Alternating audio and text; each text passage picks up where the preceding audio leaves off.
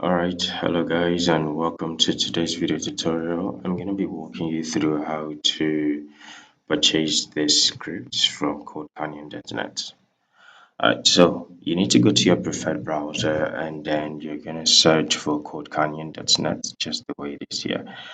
Alright, once you click on OK, you're going to be seeing an interface like this, and what you want to go ahead and do is to select any script from there, or you can go ahead and search here. So once you're done with that, you're going to see a specific script. So this is a specific script. Today I'm going to be walking you on this Chatzy.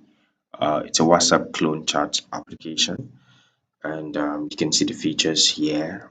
Down here, you can see everything you need to know about this application. Alright, so once you're done with reading the documentation, what you want to go ahead to do is to add this item to cart. So when you add this item to cart, you can go to checkout from here. We're not going to be going through checkout process because we've already purchased the script. But once you do, just add your credentials and then make a purchase. And remember to know the directory in which your download is being put into. So once that is out of the way, what we want to go ahead to do is to go to a new tab, and then we're going to be getting our Flutter SDK, right? So I'm just going to go ahead and say Flutter. I'm going to select this one here. Okay, so when you select that, you're going to be going to Flutter's official documentation website. So just for those of us that don't know, this is inside docs.flutter.dev/get started /install, and then this is Windows. So I'm just going to remove this window so you see what was there before now. Alright, so the first thing you're supposed to do is to choose your development platform. Are you using Windows, are you using Mac OS or not? So I'm currently using Windows, so I'm going to proceed with Windows. The next thing you want to do is to select your first type of application. I'm going to choose Android, and then you want to go ahead to confirm that your system meets the requirement in order to start running Flutter. Now to install Flutter SDK, you have two options. I'm going to be showing you the options to manually download it. So to manually download Flutter, you need to sort of like click on this button. This is going to automatically download it as a zip folder. All right. So what you want to go ahead to do is to extract that zip folder right into a new folder. So you create a new folder and you call it dev. This is a typical example of how your directory path should look like. Inside your root folder, you have your user folder and you have your username folder, and then you have a new folder, you call it dev. Now, you can call it anything, by the way. And then inside dev, this is your extracted Flutter SDK. All right, so what you want to go ahead to do is to extract that downloaded zip folder and then put it inside this dev, and you're good to go. Now, once that is done, you're gonna have to go inside this Flutter SDK, and then you find something called bin.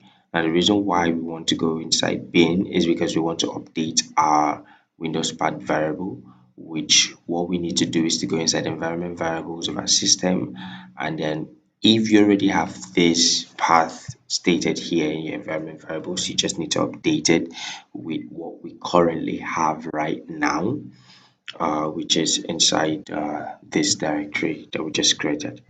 Alright, so once that is done, okay, so if you don't actually have it, you want to go ahead and create it. So you have a variable name and you call it path, just where it is, and then you have your variable value, which is going to be the directory itself. Then go ahead and click on OK 3 times, and then you're good to go.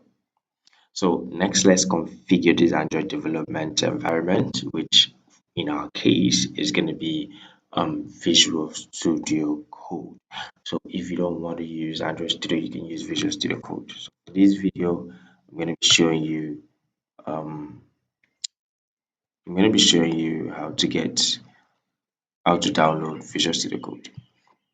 So the way to go inside here is by going to a new tab, obviously, and then going inside typing in code.visualstudio.com/download.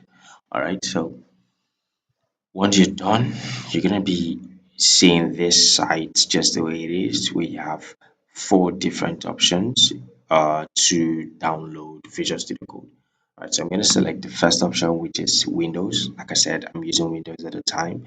So you're going to be selecting Windows. And the next thing you want to do is to select the folder in which you want this Visual Studio to go into.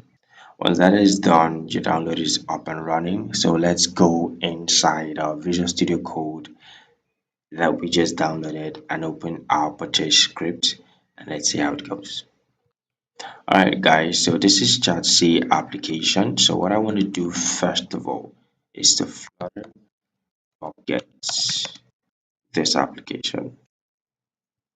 Okay, so while that is running, I just want to walk you through what is happening here behind the scene.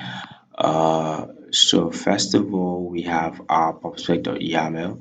This is where you add your packages and dependencies. So you can see all the dependencies that has been added uh, to this application. We have the get storage, the get, Flutter SVG, all of these are being added. So down here, you're going to see something called assets. So all your assets, such as images, SVGs, GIF, you just want to go ahead and define it here. And this is the only way you can use it inside the application. So once that is completed, you have your main.dat. So don't worry about these errors. If you're having an error everywhere, the Flutterpop get is supposed to resolve that. I don't know why mine is taking a bit of time, but okay.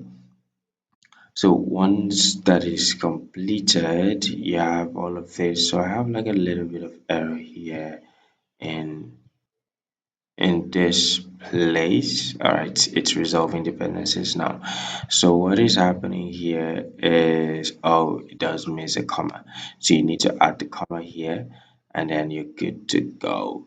So this is our main.dat. It's being initialized, and then you need a couple of things here like Firebase storage. You ensure initialize Flutter widget binding. um, Down. So the main thing here is we're using GetX for the state management of this application. So you get to put your controllers and all of that.